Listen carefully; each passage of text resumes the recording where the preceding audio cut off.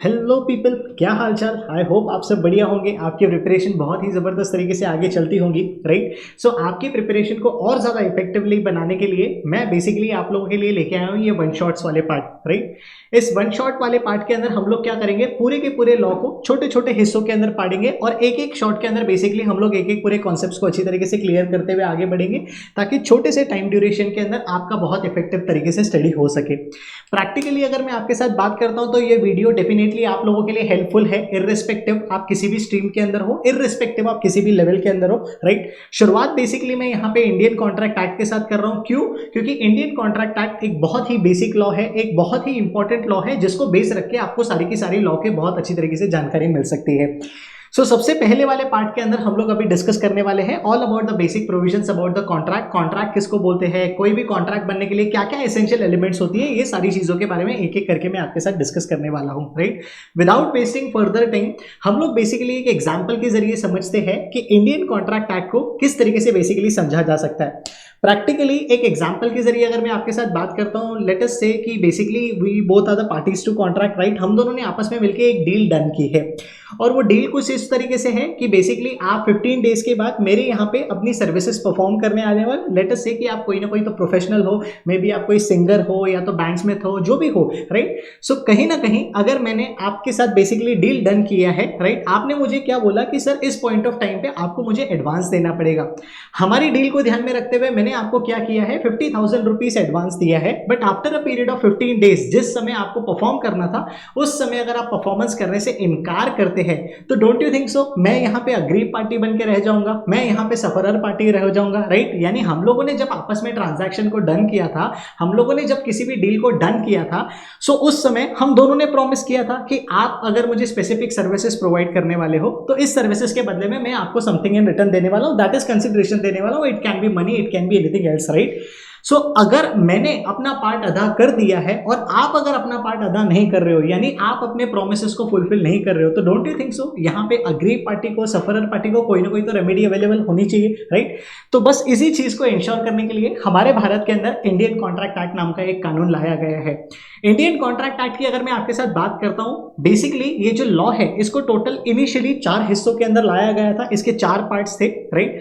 सबसे पहले पार्ट की अगर मैं आपके साथ बात करता हूं तो इसके अंदर सारे के सारे जनरल प्रोविजंस कवर्ड है। सेकंड वाले पार्ट की अगर मैं आपके साथ बात करता हूं तो इससे सारे सारे sale of goods related provisions थे, जिसको आज के तारीख में रिपील करके एक सेपरेट लॉ बना दिया गया है। तीसरे पार्ट की अगर मैं आपके साथ बात करता हूं तो इसके अंदर स्पेशल कॉन्ट्रैक्ट्स का रेफरेंस दिया है। एंड चौथे पार्ट की अगर मैं आपके साथ बात करता हूं तो इसके अंदर पार्टनरशिप से रिलेटेड सारी की सारी प्रोविजंस के बारे में डिस्कस किया गया था। फॉर्चुनेटली अनफॉर्चुनेटली आज भी ये चीजों को रिपील करके एक सेपरेट लॉ के अंदर लाया गया है। प्रैक्टिकली इंडियन कॉन्ट्रैक्ट एक्ट का नॉलेज हासिल करने के लिए हमको पार्ट 1 को पढ़ना पड़ेगा और पार्ट नंबर 3 को पढ़ना पड़ेगा, जहां पे जनरल एंड स्पेशल कॉन्ट्रैक्ट्स के अंदर हम लोग चीजों को पढ़ के कॉन्ट्रैक्ट एक्ट को बड़ी अच्छी तरीके से समझ सकते हैं, बट ऑब्वियसली डिटेल में। शुरुआत से बेसिकली मैं आपके साथ डिस्कस करता हूं। सबसे पहले तो अपने को यह समझना चाहिए कि जब भी पार्टीज आपस में ट्रांजैक्शन करते हैं, ट्रांजैक्शन करते समय यहां पे 2 पार्टीज तो अपने को कम से कम चाहिए ही चाहिए, राइट। सबसे फर्स्ट पॉइंट ऑफ कांटेक्ट अपने लिए यहां पे यह है कि जब भी किसी लॉ को, जब भी किसी एग्रीमेंट को, राइट, मैं कॉन्ट्रैक्ट का रूप देना चाहता हूं तो मेरे एग्रीमेंट के अंदर कौन सी चीजें होना जरूरी है, ये चेक करने के लिए बेसिकली अपने को इंडियन कॉन्ट्रैक्ट एक्ट का सेक्शन नंबर 10 रेफर करना पड़ेगा। और जी हां, एक एक करके सारी की सारी चीजों का खुलासा करते हुए बेसिकली हम लोग चीजों को समझते हुए चलेंगे, राइट। अगर मैं आपको थोड़ा सा टाइटल के इंटरप्रिटेशन के बारे में बता दूं तो यहां पे ये लोग क्या बताने की कोशिश कर रहे हैं। सबसे पहली चीज में अपने साथ डिस्कस किया जा रहा है कि they are talking about India. इसका मतलब ये जो कानून है, इससे रिलेटेड जो भी प्रोविजंस आप पढ़ने वाले हो, जो भी प्रोविजंस हम लोग डिस्कस करने वाले हैं, this is applicable to whole of India, right. Article 370 के एब्रोगेशन के पहले, सबरोगेशन के पहले बेसिकली अगर मैं आपके साथ बात करता हूं तो this act was applicable to whole of India except the state of Jammu and Kashmir. लेकिन फॉर्चुनेटली एज ऑफ टुडे अगर मैं आपके साथ बात करता हूं तो ये act equally state of Jammu and Kashmir को भी एप्लीकेबल हो जाता है, राइट। सेकेंडली अगर मैं आपके साथ बात करता हूं यहां पे कॉन्ट्रैक्ट के बारे में, so what is the meaning of contract. एक चीज तो यार अपने को समझ के चलना है, जब भी आप कोई ट्रांजैक्शन करते हो, राइट, ट्रांजैक्शन करते समय दोनों पार्टी से एक दूसरे को कुछ ना कुछ तो प्रोमिसेस देते हैं, right. There is a reciprocal promises, there is a set of promises. Example के तौर पे अगर आप कोई दुकान पे जाते हो, कोई सामान परचेस करते हो, तो मेरे को क्या मिलेगा, सामान मिलेगा, एंड दुकानदार को क्या मिलेगा, पैसे मिलेगा। यानी हम दोनों पार्टीज को यहाँ पे समथिंग इन रिटर्न मिल रहा है। This is what I want to say, right.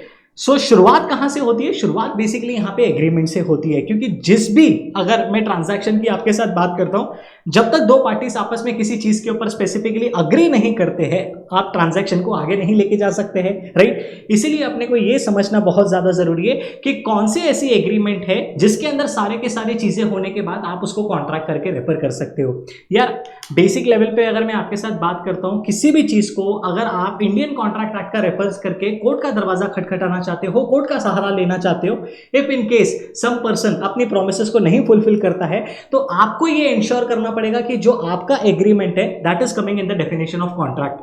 अगर आपका एग्रीमेंट कॉन्ट्रैक्ट के डेफिनेशन में आता ही नहीं है, तो क्या आप इंडियन कॉन्ट्रैक्ट एक्ट का सहारा लेके कोर्ट को अप्रोच कर सकते हो कि नहीं कर सकते हो? So the answer to this question is absolutely no, right. So ये इंश्योर करना कि whether your agreement comes under the definition of contract, this is the first check point जो आपको इंश्योर करना पड़ेगा, क्योंकि जब तक आपका एग्रीमेंट कॉन्ट्रैक्ट के डेफिनेशन के अंदर नहीं आता है, तब तक बेसिकली आप ना कोर्ट को अप्रोच कर सकते हो और ना कोर्ट के जरिए अपनी प्रोमिसेस को एनफोर्स करा सकते हो। ये चीज अपने को यहां पे समझना है, ठीक है जी। सो प्रैक्टिकली अगर मैं आपके साथ बात करता हूं, इसी इंडियन कॉन्ट्रैक्ट एक्ट के अंदर section number 2 subsection number H अपने साथ बात करता है कि किसी भी एग्रीमेंट के अंदर अगर सारे के सारे एनफोर्सिबिलिटी वाले कंडीशंस प्रेजेंट है, तो ऑटोमेटिकली आपके एग्रीमेंट को यहां पे कॉन्ट्रैक्ट करके रेफर किया जाएगा। एंड जब आपके एग्रीमेंट को कॉन्ट्रैक्ट करके रेफर किया जाएगा, तो ऑटोमेटिकली आप कोर्ट का सहारा ले सकते हो। इंडियन कॉन्ट्रैक्ट एक्ट का सहारा लेके बेसिकली आप सामने वाले बंदे को अपना प्रोमिसेस एनफोर्स करवा सकते हो। This is what we need to understand. अब आपके दिमाग में सवाल आएगा कि सर मेरे को एक सिंपल सी बात बताओ, आप ये बताना चाहते हो कि हम लोग जब पार्टीज आपस में डील करते हैं, है ना, डील करते समय हम लोगों को किन किन चीजों का ख्याल रखना जरूरी है, ये सारी चीजें आप बताने वाले हो? Absolutely yes sir. ये सारी की सारी चीजें कहां लिखी हुई है? ये सारी की सारी चीजें आपके इंडियन कॉन्ट्रैक्ट एक्ट के सेक्शन नंबर 10 के अंदर लिखी हुई है, जिसको हम लोग एक एक करके अभी पढ़ना स्टार्ट करते हैं, ठीक है जी।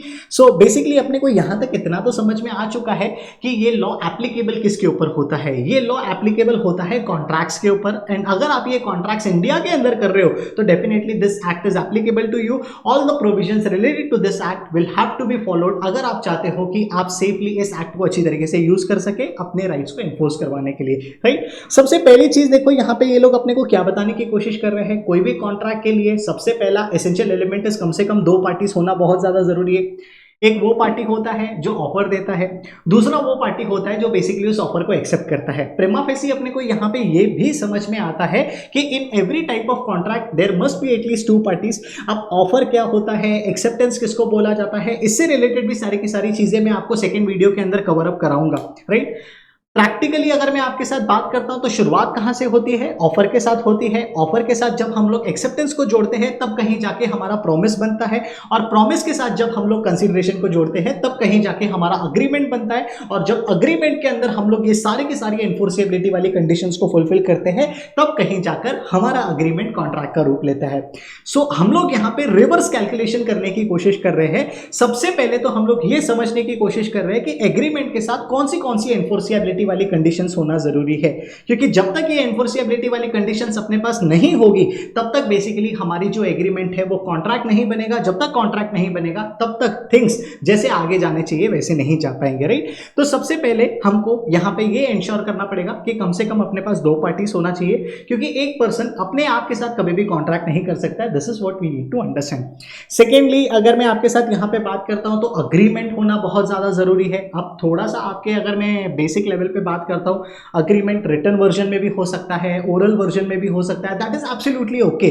कॉन्ट्रैक्ट एक्ट अपने को कहीं पे भी इस चीज के लिए मना नहीं करता है। बस एक चीज आपको ध्यान में रखना है, अगर आप चाहते हो कि आप कोर्ट का सहारा ले सको, तो बेसिकली इट इज एक्सपेक्टेड कि आपका जो एग्रीमेंट है वो रिटन फॉर्म में होना चाहिए, क्योंकि जब तक आपकी वो चीज रिटन फॉर्म में नहीं है, it can be difficult for the court to take it as evidence. इसीलिए इट इज सजेस्टेड कि आपका जो एग्रीमेंट है वो रिटन फॉर्म में होना चाहिए। बट इंडियन कॉन्ट्रैक्ट एक्ट के पर्सपेक्टिव से मैं अगर आपके साथ बात करता हूं, तो आपका एग्रीमेंट अगर ओरल वर्जन है तो भी इट इज ओके, एंड अगर रिटन वर्जन है तो भी कोई दिक्कत की बात नहीं है, कोई परेशानी की बात नहीं है, ठीक है जी। अच्छा, तीसरी चीज की मैं अगर आपके साथ बात करता हूं, तो आपके एग्रीमेंट के अंदर कंसेंट का होना बहुत ज्यादा जरूरी है, राइट। अब कंसेंट का मतलब यहां पे क्या होता है? कंसेंट का मतलब यहां पे होता है कि it is all about meeting of mind. There is one term जिसको यहाँ पे बोला जाता है कंसेंसस एड आइडम, जिसका मतलब दो पार्टीज जो आपस में ट्रांजैक्शन करने के लिए प्लान कर रहे हैं, दो पार्टीज जो आपस में एग्रीमेंट में एंटर कर रहे हैं, ये दोनों पार्टीज के जो माइंड है, ये दोनों पार्टीज की जो सोच है, वो आपस में basically same thing same sense के अंदर मिलती जुलती होनी चाहिए। अगर ये सेम थिंग सेम सेंस में मिलती जुलती नहीं हो रही है तो यहाँ पे थोड़ा सा दिक्कत की बात है, यहाँ पे थोड़ी सी प्रॉब्लमैटिक सिनेरियो है। This is what we need to understand. Consent का मतलब यहाँ पे अप्रूवल के बारे में बात कर रहा हूं मैं, राइट। कंसेंट का मतलब यहाँ पे रजामंदी के बारे में बात कर रहा हूं। तो जब भी आप अप्रूवल देते हो तो ऑफरर को यहाँ पे इस चीज का ख्याल रखना है कि सामने वाला बंदा जिस चीज का मेरे को कंसेंट दे रहा है, ये वही चीज समझ के मुझे कंसेंट दे रहा है जो मेरे दिमाग के अंदर है। एग्जाम्पल के तौर पे अगर मैं आपके साथ बात करता हूं, if I am willing to sell my black car and सामने वाला बंदा अगर मेरी व्हाइट कार सोच के मेरे को कंसेंट दे रहा है, तो यहाँ पे there is no meeting of mind. And जब यहाँ पे there is no meeting of mind, तो अनफॉर्चुनेटली मेरा जो एग्रीमेंट है वो हमेशा एग्रीमेंट बन के ही रहेगा, उसको कभी भी कॉन्ट्रैक्ट का रूप नहीं दिया जाएगा। This is why it is very much important कि आपके एग्रीमेंट के अंदर कंसेंट होना बहुत ज्यादा जरूरी है, ठीक है जी। अच्छा, चौथी चीज अगर मैं आपके साथ थोड़ा सा बात करता हूं, तो आपका एग्रीमेंट के जरिए जो भी काम करवाना चाहते हो, there should be intention to create the legal relationship. यार एक चीज थोड़ी सी अपने को समझना है, ये जो भी चीजें मैं आप लोगों के साथ डिस्कस कर रहा हूं, राइट, क्योंकि ये वन शॉट के फॉर्म में मैं पूरा का पूरा रिवाइज करवा के ले रहा हूं। आई होप ये बेसिक चीजें आपके दिमाग में क्लियर है, नहीं भी है तो कंप्लीट कॉन्सेंट्रेशन के साथ एक एक करके मेरे को समझते हुए आगे चलना, राइट। सो जब कभी दो पार्टीज आपस में ट्रांजैक्शन कर रहे हैं, यू हैव टू एंश्योर कि there is a legal intention behind this, there must be a legal obligation which must arise from this contract. अगर आपके एग्रीमेंट के जरिए लीगल ऑब्लिगेशन अराइज नहीं हो रही है, तो इंडियन कॉन्ट्रैक्ट एक्ट कभी भी उस तरीके की एग्रीमेंट को सपोर्ट नहीं करता है। मेरे बोलने के पीछे का पर्पस है कि if there is some social agreements, right, तो उस तरीके की एग्रीमेंट को कभी भी कॉन्ट्रैक्ट एक्ट सपोर्ट नहीं करता है। एग्जाम्पल के तौर पे अगर एक हस्बैंड अपनी वाइफ को कुछ प्रॉमिस कर रहा है, राइट, सो यहाँ पे भी दो पार्टीज है, यहाँ पे भी कंसेंट हो रहा है, यहाँ पे भी सब कुछ हो रहा है, लेकिन जब हस्बैंड वाइफ आपस में यहाँ पे बात कर रहे हैं, तो लीगल रिलेशनशिप का, लीगल ऑब्लिगेशन का यहाँ पे फंडा मिसिंग होता है, जिसके कारण उसको कभी भी लॉ का सपोर्ट नहीं मिलता है। एंड अनफॉर्चुनेटली आपकी एग्रीमेंट सिर्फ एग्रीमेंट बन के रह जाती है, right. So what we are suppose to take care of कि जब भी दो पार्टीज आपस में ट्रांजैक्शन कर रहे हैं, यू हैव टू एंश्योर कि उसके पीछे कोई ना कोई तो लीगल ऑब्लिगेशन अराइज हो रही है। अगर वो लीगल ऑब्लिगेशन अराइज नहीं हो रही है, तो आप अपनी एग्रीमेंट को टुवर्ड्स कॉन्ट्रैक्ट नहीं लेके जा सकते। This is what it was decided in Balfour versus Balfour. Balfour versus Balfour की अगर मैं आपके साथ बात करता हूं, इस केस के अंदर एक हस्बैंड ने अपनी वाइफ को प्रॉमिस किया था कि मंथली बेसिस पे मैं आपको मेंटेनेंस का खर्चा देते रहूंगा, राइट। लेकिन अनफॉर्चुनेटली एक ऐसा टाइम पीरियड आया जहां पे हस्बैंड ने बेसिकली पैसे देने बंद कर दिए। क्योंकि हस्बैंड ने पैसे देने बंद कर दिए, तो वाइफ कोर्ट को अप्रोच करती है ये बोल के कि इस बंदे ने प्रॉमिस किया है और अब ये अपना प्रॉमिसेस को नहीं निभा रहा है, तो it's your responsibility to ask him to perform the promise. Unfortunately court ने भी यहाँ पे ये चीज बता दिया कि बॉस ये आपके हस्बैंड एंड वाइफ के बीच का आपस का मामला है, राइट, एंड यहाँ पे कोई भी लीगल ऑब्लिगेशन अराइज नहीं हो रहा है, तो इसके लिए हम लोग अभी भी इस तरीके की एग्रीमेंट्स को सपोर्ट नहीं करते हैं। आपका ये पर्सनल मैटर है, आप अपने हिसाब से चीजों को देखते रहो, we are not interested in this matters, ठीक है। This is what we need to understand. So अभी तक जितनी भी चीजें हम लोग देख रहे हैं और आगे जितनी भी चीजें हम लोग देखेंगे, इतना चीज अपने को समझ के रखना है। What we are trying to understand, we are trying to understand कि एक एग्रीमेंट को लॉ का सपोर्ट कब मिलता है। Sir my question is very much clear कि अगर एक एग्रीमेंट को लॉ का सपोर्ट नहीं मिलेगा तो क्या होगा। लॉ का सपोर्ट अगर आपको नहीं मिलता है तो अनफॉर्चुनेटली आपकी एग्रीमेंट सिर्फ एग्रीमेंट बन के रह जाएगी, राइट, वो कभी कॉन्ट्रैक्ट बन ही नहीं सकती है। एंड जब तक आपका एग्रीमेंट कॉन्ट्रैक्ट नहीं बन सकता है, आप इंडियन कॉन्ट्रैक्ट एक्ट को बेस रखे कैसे अपने राइट्स को क्लेम कर सकते हो, आप कोर्ट का दरवाजा कैसे क्वेश्चन ले सकते हो, that is what the big question mark is all about, right. So इसके अलावा अगर मैं आपके साथ बात करता हूं, तो कॉन्ट्रैक्ट एक्ट के सेक्शन नंबर 10 के अंदर कॉन्ट्रैक्चुअल कैपेसिटी के बारे में भी बात किया हुआ है। Sir what is capacity? Capacity is all about eligibility. अब एक एक करके मैं आपके साथ डिस्कस करते हुए आगे चलता हूं। इंडियन कॉन्ट्रैक्ट लॉ यहां पे अपने को क्या बोलता है कि अगर आप किसी के साथ ट्रांजैक्शन करना चाहते हो, अगर आप किसी के साथ अग्रीमेंट करना चाहते हो और उस अग्रीमेंट को आप लॉ का सपोर्ट लेना चाहते हो, तो सारे के सारे parties to the contract should be eligible to enter into the contract. अब यहां पे सवाल पैदा होता है कि सर एलिजिबिलिटी क्राइटेरिया क्या है। तो कॉन्ट्रैक्ट एक्ट आपने को टोटल मिला के 3 एलिजिबिलिटी क्राइटेरिया बताता है।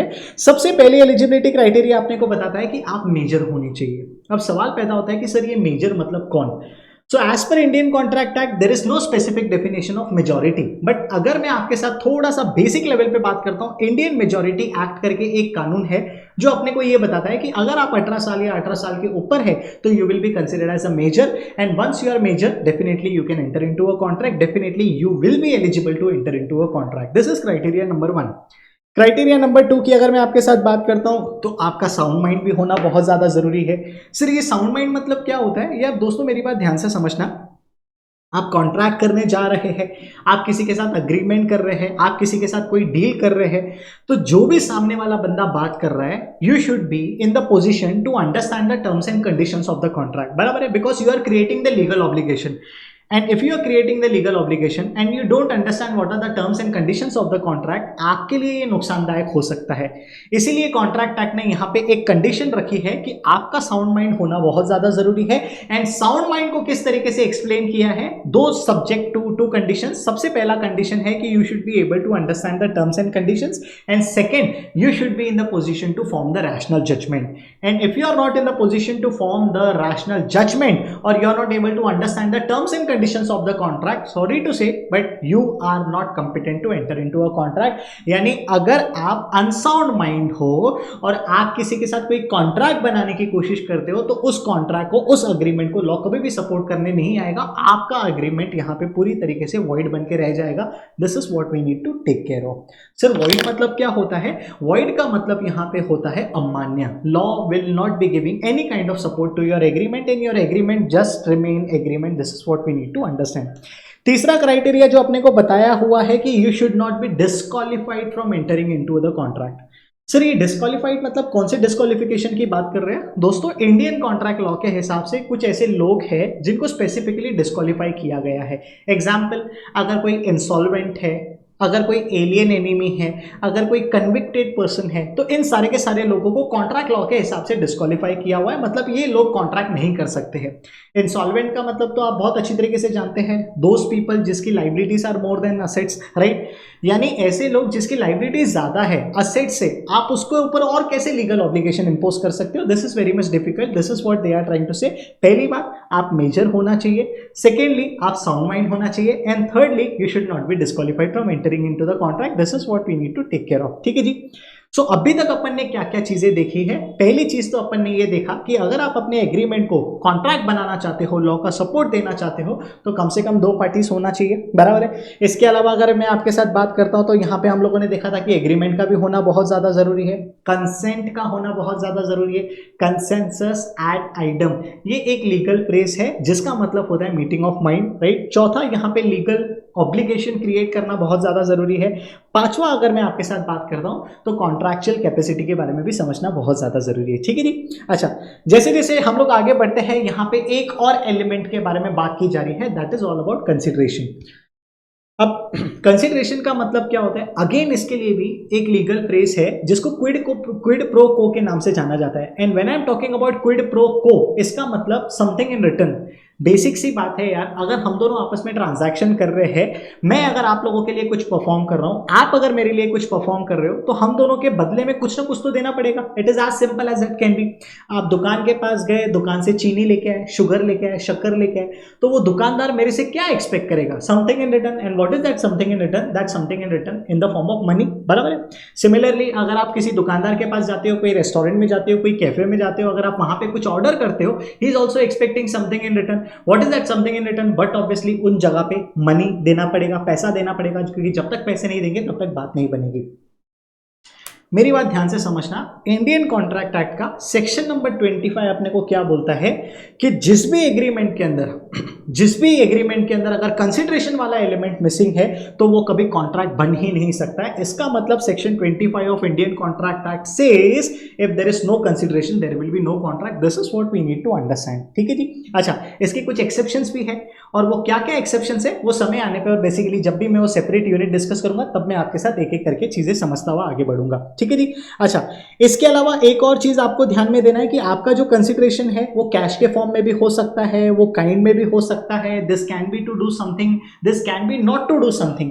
यानी सेक्शन नंबर 2D की अगर मैं आपके साथ बात करता हूं तो ये positive as well as negative दोनों चीजों को कंसीडर करता है। एग्जाम्पल के तौर पर मैं आज के बाद स्मोक नहीं करूंगा, राइट। तो this can be a sufficient consideration for the purpose of completing the transaction. Indian contract act के अंदर सेक्शन नंबर 2D के अंदर कंसिडरेशन का होना बहुत ज्यादा जरूरी है। एडेक्वेट यानी सफिशिएंट कंसिडरेशन अगर नहीं भी रहेगा तो भी चलेगा। आप समझना मैं आपको क्या बताने की कोशिश कर रहा हूं। 50 लाख का अगर कोई प्रॉपर्टी है, वो प्रॉपर्टी अगर मैं आपको 2 लाख रुपए में देने की कोशिश कर रहा हूं, ideally it is not a sufficient consideration. Sufficient consideration किसको बोला जाता है? अगर मेरे तरफ से 50 लाख आपको जा रहा है तो 50 लाख का वैल्यू मेरे को मिलना चाहिए। बट इंडियन कॉन्ट्रैक्ट एक्ट यहां पे अपने को क्या बताने की कोशिश कर रहा है कि इररिस्पेक्टिव वेदर आपका कंसिडरेशन यहां पे सफिशिएंट है, एडेक्वेट है या इनएडेक्वेट है, it is absolutely fine, but there must be something in return. This is what we need to take care. बराबर है। सो यहां पे आपका जो कंसिडरेशन है वो रियल होना चाहिए, लॉफुल होना चाहिए, क्योंकि जब तक आपके एग्रीमेंट के अंदर कंसिडरेशन वाला पार्ट मिसिंग है वो कभी भी कॉन्ट्रैक्ट नहीं बन सकता है। So what one thing which you need to remember is कि if there is no consideration there will no contract. ठीक है, no consideration is equals to no contract. ये चीज अपने को समझना है, लेकिन इसके एक्सेप्शन भी है, ये भी चीज अपने को ख्याल रखना है। नेक्स्ट अपने साथ बेसिकली यहाँ पे फ्री कंसेंट के बारे में बात किया जा रहा है। Sir what is free consent? यार एक चीज अच्छे से समझना, दो पार्टीज जब भी आपस में ट्रांजैक्शन करते हैं तो यहाँ पे हो सकता है ना आप अपनी पोजीशन का गलत इस्तेमाल करके कंसेंट ले रहे हो, ऐसे भी हो सकता है कि आप फ्रॉड एक्सरसाइज करके कंसेंट ले रहे हो, ऐसे भी हो सकता है कि आप किसी को दबाव में आके या किसी के साथ धमका के कंसेंट हासिल कर रहे हो। तो अगर आप इन तरीके का कोई भी गलत तरीके का इस्तेमाल करते हो for the purpose of getting the consent, तो इंडियन कॉन्ट्रैक्ट एक्ट बोलता है कि आपका कंसेंट तो जरूर है लेकिन फ्री कंसेंट नहीं है। एंड जब भी आपको आपके एग्रीमेंट को कॉन्ट्रैक्ट बनाना है, फ्री कंसेंट का होना बहुत ज्यादा जरूरी है, because if this free consent वाला पार्ट इज मिसिंग, आपका एग्रीमेंट कभी भी कॉन्ट्रैक्ट नहीं बन सकता। This is we need to understand. ठीक है सर, आप क्या बोलना चाहते हो? मैं इतना बोलना चाहता हूं कि अगर आपके एग्रीमेंट के अंदर ये सारी की सारी चीजें प्रेजेंट है तो well and good, you can call it as a contract. And अगर वो कॉन्ट्रैक्ट के डेफिनेशन के अंदर आता है, definitely you can enforce the rights, definitely you can ask the other party to enforce, and अगर वो नहीं कर रहा है तो you can approach the court. लेकिन इनमें से अगर कोई भी एसेंशियल एलिमेंट मिसिंग है तो उस सिनेरियो के अंदर आपका एग्रीमेंट वॉइड बन जाता है। वॉइड का मतलब जहां पे लॉ उस एग्रीमेंट को बिल्कुल भी सपोर्ट नहीं करता है, बिल्कुल भी रिकॉग्नाइज नहीं करता है। थोड़ा सा डीप में जाके अगर मैं आपके साथ बात करता हूं, अगर आपके एग्रीमेंट के अंदर कंसेंट वाला फ्री कंसेंट पार्ट मिसिंग है तो आपकी एग्रीमेंट को वॉइड एबल बोला जाता है। सर ये वॉइड एबल का मतलब क्या होता है? एक ऐसी चीज जिसको वॉइड बनाया जा सकता है। सर इसको कौन वॉइड बनाएगा? बट ऑब्वियसली जो अग्रीड पार्टी है, जो सफरर पार्टी है, जिसके साथ गलत व्यवहार करके कंसेंट आपने हासिल किया है। एग्जाम्पल के तौर पे अगर आप मेरे साथ कोई ट्रांजैक्शन कर रहे हो, on a gun point you are asking me to sign the property papers, तो प्रॉपर्टी पेपर्स तो मैंने साइन कर दिया, कंसेंट तो है, लेकिन क्या मैंने ये कंसेंट जबरदस्ती में आके दिया है? यस। तो जब भी मैं यानी अग्रीड पार्टी, सफरर पार्टी मुंह उठा के आऊंगा और बोलूंगा नहीं मेरा कंसेंट यहां पे फ्री नहीं था, कोवर्जन इस्तेमाल करके मेरा कंसेंट यहां पे लिया गया है, जबरदस्ती करके मेरा कंसेंट लिया गया है, अपनी पोजीशन का गलत इस्तेमाल करके मेरा कंसेंट लिया गया है, फ्रॉड एक्सरसाइज करके मेरा कंसेंट लिया गया है, मिसरिप्रेजेंटेशन करके मेरा कंसेंट लिया गया है, तो उन सारे के सारे सिनेरियो के अंदर जो भी अग्रीड पार्टी होता है, सफरर पार्टी होता है, वो चाहे तो उस एग्रीमेंट को क्या कर सकता है? उस एग्रीमेंट को दरखास्त कर सकता है। This is what we need to understand. ठीक है जी। अच्छा, इसके अलावा अगर मैं आपके साथ बात करता हूं तो आपका जो ऑब्जेक्ट है, the purpose of agreement and आपका जो कंसिडरेशन है, ये हर हालत में लॉफुल होना बहुत ज्यादा जरूरी है। सेक्शन नंबर 25 के बारे में जब आपके साथ डिस्कस करूंगा, कंसिडरेशन का सेक्शन नंबर 25 के बारे में जब मैं आपके साथ डिस्कस करूंगा, वहां पे भी लीगल रूल्स ऑफ कंसिडरेशन के अंदर आपको ये चीज पढ़ाई जाती है कि आपका जो कंसिडरेशन है वो लॉफुल होना चाहिए। अगर वो अनलॉफुल है, again you are not supposed to get any kind of support from law. Sir, how will we be able to understand कि if the consideration is lawful or unlawful? तो यहाँ पे कुछ चीजें अपने को बताई हुई है। ठीक है, अगर आपका कंसिडरेशन कुछ इस तरीके से है which has been forbidden by law, that will be considered as unlawful. अगर आपका कंसिडरेशन कुछ इस तरीके से है कि which is defeating the provision of law, आप देखो काफी सारे लोग हैं जिनको लॉ के अंदर लूप होल्स का पता होता है, राइट? उस लूप होल्स का अगर आप फायदा उठा रहे हो, right, you are trying to defeat the provisions of any law, तो उस सिनेरियो के अंदर आपका जो कंसिडरेशन है वो लॉफुल नहीं, अनलॉफुल रहेगा। And if the consideration is unlawful, unfortunately your agreement will not be getting the support of law. This is what we need to understand. ठीक है जी। अच्छा, इसके अलावा अगर मैं आपके साथ बात करता हूँ, फ्रॉडुलेंट नेचर वाला अगर कोई कंसिडरेशन है, you are out of the ambit. ठीक है, अगर आप अपने कंसिडरेशन के जरिए किसी को इंजरी प्रोवाइड करने की कोशिश कर रहे हो, चाहे किसी पर्सन को हो या किसी प्रॉपर्टी को हो, तो इस सिनेरियो के अंदर आपका जो कंसिडरेशन है still that is not considered as lawful. Example, अगर मैं आपको कुछ पैसे दे रहा हूँ और पैसों के बदले में मैं आपको कह रहा हूँ कि किसी की कार डिस्ट्रॉय करके आओ, मैं अगर आपको कुछ पैसे दे रहा हूँ और उस पैसे के बदले मैं आपको बोल रहा हूँ किसी को किडनैप करके आओ, मैं अगर आपको कुछ पैसे दे रहा हूँ और उस पैसे के बदले मैं आपको बोल रहा हूँ कि किसी को जाके मार के आओ, राइट। तो ये सारे के सारे कंसिडरेशन वाले part this are not considered as valid in terms of law. This is what we need to understand, ठीक है जी। अच्छा, इमोरल नेचर के अगर है तो भी आप दोबारा से बाहर हो जाओगे तो भी आपके कंसिडरेशन को लॉफुल नहीं कंसिडर किया जाएगा, ठीक है जी। सो आई होप यहां तक सारी की सारी चीजें क्लियर है। यहां तक अगर कोई दिक्कत है, कोई परेशानी है तो definitely you can let me know, else we can take the things ahead, right. दोस्तों मेरी बात एक ध्यान से समझना, ये जो सेपरेटली मैं आपके लिए वीडियोस बना रहा हूं, ये वीडियोस बनाने के पीछे का रीजन सिर्फ इतना है, इर्रिस्पेक्टिव ऑफ योर लेवल आपका रिवीजन बहुत स्मूथ तरीके से होना चाहिए एंड आपको कॉन्सेप्ट क्लैरिटी अच्छी तरीके से आनी चाहिए। सो मेरा ऐसा मानना है कि वन रीडिंग एक बार जरूर आपकी अच्छी तरीके से हो जाना चाहिए, उसके बाद इस तरीके के वन शॉट्स अगर आप छोटे छोटे पार्ट में देखते हो तो ये डेफिनेटली आपके प्रिपरेशन में चार चांद लगा सकते हैं। This is what we need to understand, ठीक है जी। अच्छा, नेक्स्ट देखो क्या है, अगर आप एग्रीमेंट को लॉ का सपोर्ट देना चाहते हो तो यू हैव टू एंश्योर कि आपका एग्रीमेंट उस नेचर का नहीं होना चाहिए जिसको इंडियन कॉन्ट्रैक्ट एक्ट ने स्पेसिफिकली वॉइड करके घोषित किया है।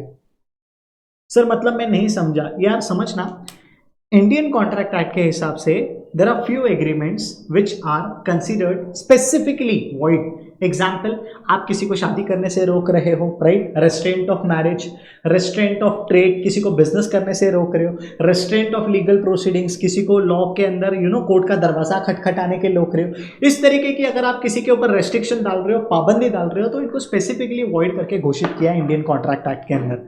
सो if you are trying to enter into any kind of agreement जिसके जरिए आप ये काम कर रहे हो, इर्रेस्पेक्टिव बाकी सारे एसेंशियल एलिमेंट्स अगर प्रेजेंट होंगे भी, तभी भी इस तरीके की एग्रीमेंट्स को लॉ सपोर्ट नहीं करेगा। This is what we need to understand, ठीक है जी। सर्टेनिटी की यहां पे बात हो रही है।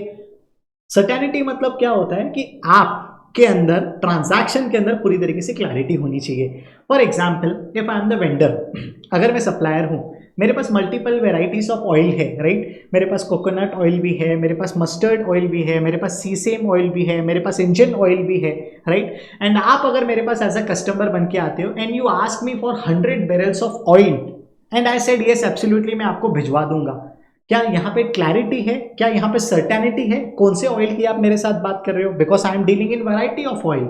क्या यहाँ पे क्लैरिटी है किस प्राइस पे सप्लाई करना है? क्या यहाँ पे क्लैरिटी है कितने दिन में सप्लाई करना है? क्या यहाँ पे क्लैरिटी है कि इसके बदले में जो कंसिडरेशन मिलेगा वो कितना मिलेगा और कब मिलेगा? कोई क्लैरिटी नहीं है। तो इस तरीके की एग्रीमेंट को लॉ अनसर्टन करके ट्रीट करता है and if the terms of the contract are uncertain that can never be enforced by the law. This is what we need to understand, ठीक है जी।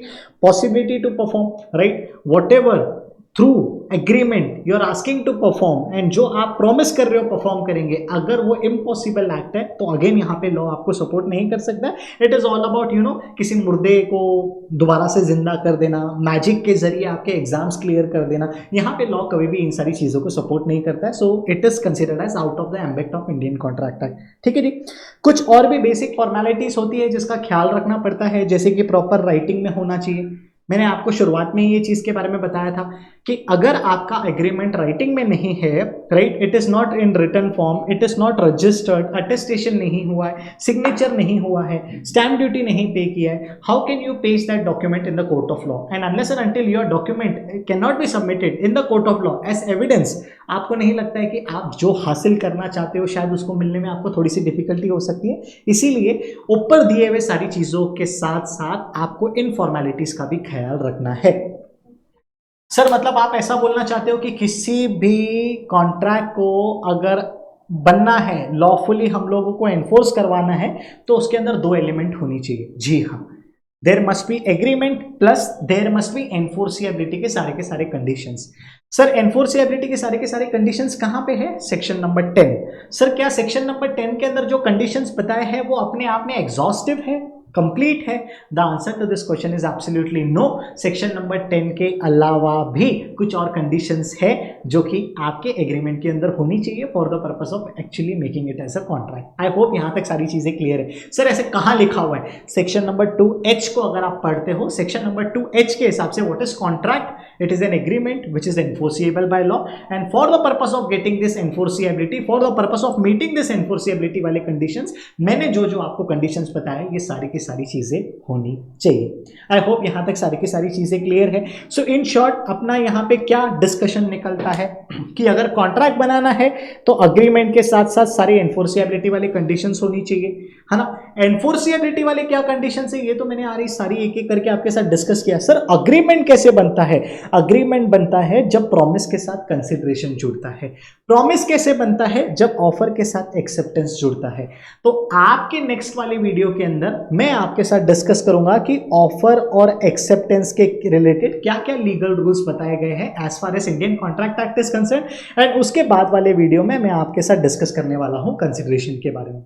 सो at this point of time इतना तो आपके अंदर क्लैरिटी आना चाहिए कि बॉस अगर मैं कॉन्ट्रैक्ट की आपके साथ बात कर रहा हूं, कॉन्ट्रैक्ट बनने के लिए क्या क्या एसेंशियल एलिमेंट्स होनी चाहिए। एंड अपकमिंग वीडियो के अंदर मैं आपके साथ ऑफर एंड एक्सेप्टेंस के बारे में डिस्कस करूंगा, उसके बाद वाले वीडियो के अंदर कंसिडरेशन के बारे में डिस्कस करूंगा। इसका मतलब ये पूरी चीजों के अंदर आपका क्लैरिटी आ जाएगा, एंड जब ये पूरी चीजों को होलिस्टिक तरीके से आप एक साथ रेफर करोगे तो आई एम डैम श्योर कि आप एग्जाम्स में बहुत अच्छी तरीके से परफॉर्म करोगे, एंड नॉलेज पर्सपेक्टिव से भी आप अपने नॉलेज को ग्रो कर सकते हो। ठीक है। सो अभी तक के सारे डिस्कशन में से अपने को एक पॉइंट बहुत अच्छी तरीके से समझ में आती है, जो कि ज्ञान के बाद के अंदर मैंने कवर किया है कि आपके सारे के सारे contracts can be considered as agreements, but all the agreements can not be considered as contract. Sir ऐसे क्यों? क्योंकि सिर्फ वही एग्रीमेंट्स को कॉन्ट्रैक्ट करके रेफर किया जाता है जिसको लॉ का सपोर्ट मिलता है। जिन एग्रीमेंट्स को लॉ का सपोर्ट नहीं मिलता है वो एग्रीमेंट सिर्फ एग्रीमेंट बन के रह जाएगी। इसका मतलब जब भी कॉन्ट्रैक्ट अगर मैं आपके साथ वर्ड यूज करता हूं, इसका मतलब there is an agreement which is supported by law, and अगर मैं सिर्फ एग्रीमेंट बोल रहा हूं, इसका मतलब agreement can be legal, it can be illegal, agreement can be valid, it can be invalid. If agreement is legal means all the essential elements are covered, right? Then well and good, then it can be considered as contract, but if any of the essential element is missing, आपके agreement को void करके घोषित किया जाता है। I hope this makes sense. I hope यहाँ तक सारी की सारी चीजें क्लियर है। अब आपके दिमाग में यहाँ तक तो सारी चीजें क्लियर हो जानी चाहिए। Sir are we done? No, we are not done. Since we have understood कि इंडियन कॉन्ट्रैक्ट एक्ट क्यों आया है, सिंस वी हैव अंडरस्टूड कि एग्रीमेंट के साथ कौन सी एसेंशियल एलिमेंट्स होनी चाहिए, अब मैं आपके साथ डिस्कस करूंगा कि what are the different types of contract. For the purpose of clear understanding let us go one by one, एक एक करके अपन ये चीजों को समझते हुए आगे बढ़ेंगे। तो दोस्तों सबसे पहले अगर मैं आपके साथ बात करता हूं टाइप्स ऑफ कॉन्ट्रैक्ट के बारे में, तो यहां पे अलग अलग चीजें हैं। Your contracts can be classified into different category, जिसके जरिए आप पता कर सकते हो कि मेरे कॉन्ट्रैक्ट का क्या स्टेटस है और किस तरीके से चीजें चलती है। सबसे पहले अगर मैं आपके साथ बात करता हूं on the basis of enforceability, right, कि which type of contract is enforceable, right. Enforceable का मतलब यहाँ पे क्या होता है, लॉ का सपोर्ट भी है, एंड इफ सामने वाला बंदा अगर अपनी प्रोमिसेस नहीं मीट कर रहा है, जो वादा किया वो निभाना पड़ेगा, नहीं निभाओगे तो डंडे खाओगे, किसके? कोर्ट के। This is what they are trying to say. So valid contract का मतलब क्या होता है? वो contract which is enforceable by law, मतलब एक ऐसा एग्रीमेंट जिसके अंदर सारे के सारे एसेंशियल एलिमेंट प्रेजेंट है, दैट्स इट, यही तो चीज अपने को चाहिए। So it is considered as valid contract. Second अगर मैं आपके साथ बात करता हूं तो सेक्शन नंबर 2 जी अपने साथ बात करता है वॉइड अग्रीमेंट के बारे में। One thing you should be focusing on कि यहाँ पे वॉइड अग्रीमेंट बोला है, वॉइड कॉन्ट्रैक्ट नहीं बोला है। मतलब ये एग्रीमेंट कभी कॉन्ट्रैक्ट की तरफ बढ़ा ही नहीं है। सर क्यों नहीं बढ़ा है? क्योंकि हो सकता है जितने भी एसेंशियल एलिमेंट्स हम लोग पिछले डिस्कस करके आए, उन एसेंशियल एलिमेंट में से कोई ना कोई तो एलिमेंट यहाँ पे मिसिंग रहा होगा, जिसके कारण इस एग्रीमेंट को कभी भी लॉ का सपोर्ट मिला ही नहीं है। क्योंकि जब तक आपके एग्रीमेंट को लॉ का सपोर्ट नहीं मिलता है, चीजें आगे फ्लो हो सकती है क्या? नहीं हो सकती है।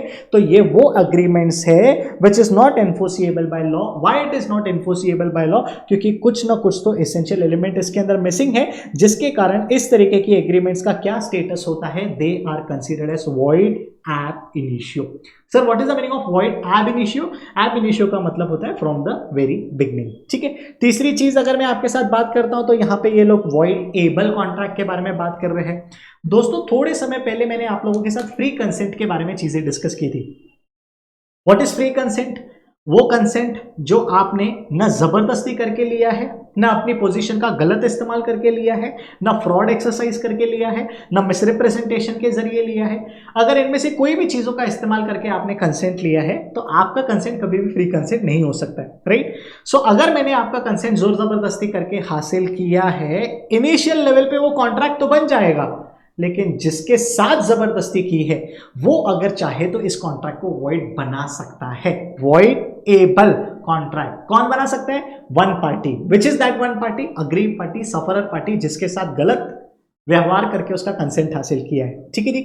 उसके बाद आता है वॉइड कॉन्ट्रैक्ट। सर यहाँ पे तो वॉइड एग्रीमेंट बोला, यहाँ पे वॉइड कॉन्ट्रैक्ट है। जी हाँ, जब आप मेरे साथ इनिशियल लेवल की बात कर रहे थे उस समय सारी की सारी चीजें थी, उस समय लॉ आपके बात को सपोर्ट कर रहा था, लेकिन फ्यूचर में कुछ चीजें होने के कारण लॉ ने अचानक से सपोर्ट देना बंद कर दिया। Initially it was a contract, but at some point of time, right, वो कॉन्ट्रैक्ट को लॉ ने सपोर्ट करना बंद कर दिया। A contract which ceases to be enforceable. Ceases to be enforceable मतलब अचानक से लॉ का सपोर्ट मिलना स्टॉप हो गया, इसीलिए आज के तारीख में that contract is not considered as enforceable. This is what we need to understand.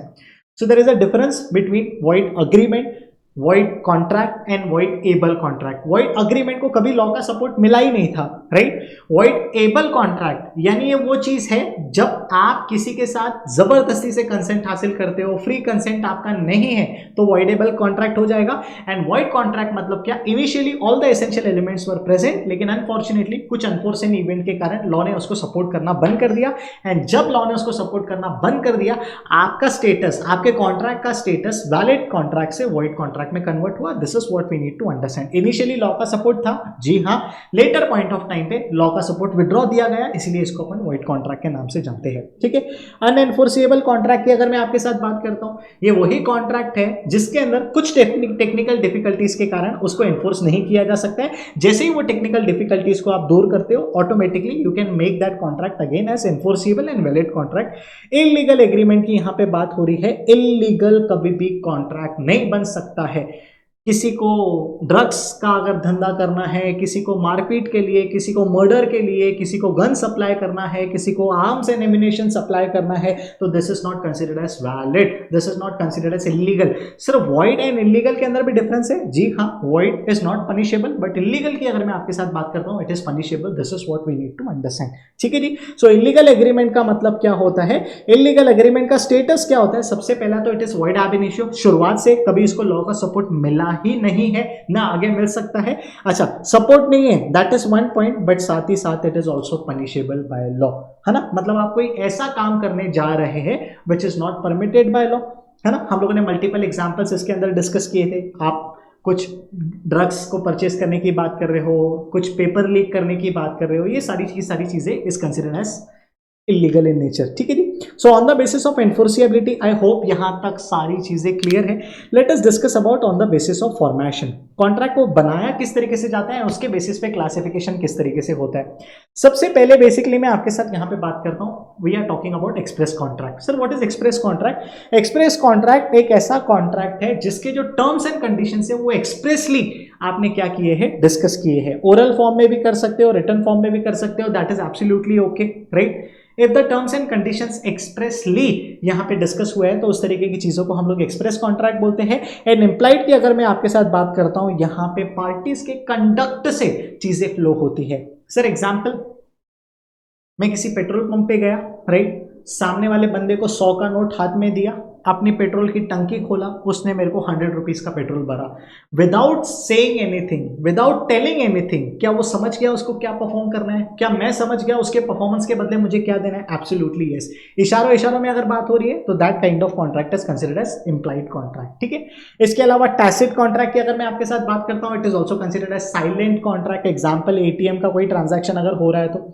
कॉजी contract की अगर मैं आपके साथ बात करता हूं, तो दोस्तों यहां पे आपको एक चीज ध्यान में देना है, हमारा जो बेसिक प्रिंसिपल है, बेसिक नॉलेज है, वो अपने को क्या बोलता है कि ऑफर के साथ एक्सेप्टेंस जुड़ेगा तब प्रॉमिस बनेगा, प्रॉमिस के साथ कंसिडरेशन जुड़ेगा तब अग्रीमेंट बनेगा, अग्रीमेंट के साथ लॉ का एनफोर्सिएबिलिटी मिलेगा तब जाके कॉन्ट्रैक्ट बनेगा। मुझे आपको क्या बताना है कि कॉजी कॉन्ट्रैक्ट एक ऐसा कॉन्ट्रैक्ट है जिसके अंदर ना ऑफर है, जिसके अंदर ना एक्सेप्टेंस है, यानी it is a sort of obligation which is imposed by law. किसी का पर्स खो चुका है, आपने वो पर्स अपने हाथ में ले लिया, द मोमेंट आपने वो पर्स अपने हाथ में ले लिया, it is an obligation on you to deliver the purse to the respective person. ना ऑफर है ना एक्सेप्टेंस है, सीधा ऑब्लिगेशन के ऊपर बात आती है। इस तरीके के कॉन्ट्रैक्ट्स को यहाँ पे कॉजी कॉन्ट्रैक्ट बोला जाता है। उसके अलावा ई कॉन्ट्रैक्ट्स की अगर मैं आपके साथ बात करता हूँ, जो कि आजकल के टाइम पे बहुत ही ज्यादा कॉमन है, जब भी आप कोई ऐप डाउनलोड करते हो, कोई वेबसाइट के ऊपर जाते हो, इसका मतलब आप क्या करते हो, सामने वाले बंदे के के साथ कॉन्ट्रैक्ट करते हो डिजिटल फॉर्म्स का इस्तेमाल करते हुए, ठीक है, इलेक्ट्रॉनिक डिवाइसेस या ई मीन्स का इस्तेमाल करते हुए अगर आप कोई कॉन्ट्रैक्ट कर रहे हो तो this type of contract are considered as e contracts, ठीक है। बहुत सारे इसके अंदर अलग अलग वैरायटी होते हैं। आप ऐप डाउनलोड करते हो, I accept the terms and conditions and then उसको एक्सेप्ट करते हो before entering into an app, तो that is considered a sort of contract which you have entered with that company. This is what we need to take care, ठीक है। अच्छा, performance के basis पे अगर मैं आपके साथ बात करता हूं तो यहाँ पे एक एग्जीक्यूटेड है, एक एग्जीक्यूटरी है। सर एग्जीक्यूटेड एंड एग्जीक्यूटरी का मतलब क्या होता है? एग्जीक्यूटेड यानी वो पार्ट की बात कर रहा हूं मैं आपके साथ जहां पे दोनों पार्टीज ने अपने रिस्पेक्टिव प्रोमिसेस को परफॉर्म किया है। समझना है यार, व्हाट इज अग्रीमेंट? जहां पे पार्टी ए कुछ अग्री कर रहा है, जहां पे पार्टी बी भी कुछ अग्री कर रहा है। सो जब दोनों पार्टीज ने अपनी अपनी रिस्पेक्टिव प्रोमिसेस को फुलफिल कर दिया है, दोनों पार्टीज ने अपने अपने रिस्पेक्टिव प्रोमिसेस को क्या कर दिया है? कंप्लीट कर दिया है, तो उस तरीके की कॉन्ट्रैक्ट को हम लोग क्या बोलेंगे? एग्जीक्यूटेड बोलेंगे। जहां पे दोनों पार्टीज ने परफॉर्म कर दिया जो जो उनके रिस्पेक्टिव ऑब्लिगेशंस थे, जो जो उनके रिस्पेक्टिव प्रोमिसेस थे। एग्जीक्यूटरी का मतलब यहां पे क्या होता है? जहां पे दोनों पार्टीज में से कुछ तो पार्ट अभी तक पेंडिंग है। एग्जीक्यूटरी कॉन्ट्रैक्ट की अगर मैं आपके साथ बात करता हूं तो इसको फर्दर दो हिस्सों के अंदर बांटा जाता है। पहला यूनिलैटरल है, सेकंड बायलैटरल है। यूनिलैटरल का मतलब क्या होता है कि एक पार्टी ने अपना पार्ट अदा कर दिया है, second party is yet to perform. Bilateral की अगर मैं आपके साथ बात करता हूं, यहां पे दोनों के दोनों पार्टी के परफॉर्मेंस जो है, प्रोमिसेस है, वो आउटस्टैंडिंग है। इसका मतलब those are yet to be done, ठीक है जी। आई होप यहां तक सारी की सारी चीजें आपको क्लियर आउट हो चुकी है। मुझे नहीं लगता यहां तक आपको कोई दिक्कत है। सो बेसिकली आज के इस छोटे से वन शॉट वीडियो के अंदर अपन ने ये समझा कि कॉन्ट्रैक्ट क्या होता है, ये समझा कि एग्रीमेंट कॉन्ट्रैक्ट कब बनता है, ये समझा कि कॉन्ट्रैक्ट्स के अलग अलग टाइप्स क्या है। इसके अलावा मेरा तो बेसिकली इंटेंशन बहुत क्लियर है, मैं आपकी पढ़ाई को बहुत ज़्यादा आसान बनाना चाहता हूँ। इसके लिए इन वन शॉट्स के जरिए मैं कोशिश कर रहा हूँ कि इस तरह के छोटे छोटे वीडियोस बनाओ ताकि आपका रिविजन भी होता रहे एंड साथ ही साथ आप जहाँ कहीं पे भी है इसको एक्सेस करके अपनी लर्निंग को और ज़्यादा फ्रूटफुल बना सके। लेकिन स्टिल अगर आप चाहते हो कि इनके अलावा अगर आपको कुछ अच्छा कंटेंट चाहिए जो कि आपके प्रिपरेशन के अंदर आपकी मदद कर सकता है, तो डू कमेंट में लेट मी नो, ताकि वो पढ़ के मैं आपके लिए वो चीज़ें कर सकूँ। ठीक है जी, चलो bye bye, happy learning, take care, मिलते हैं फिर अगले वीडियो के अंदर।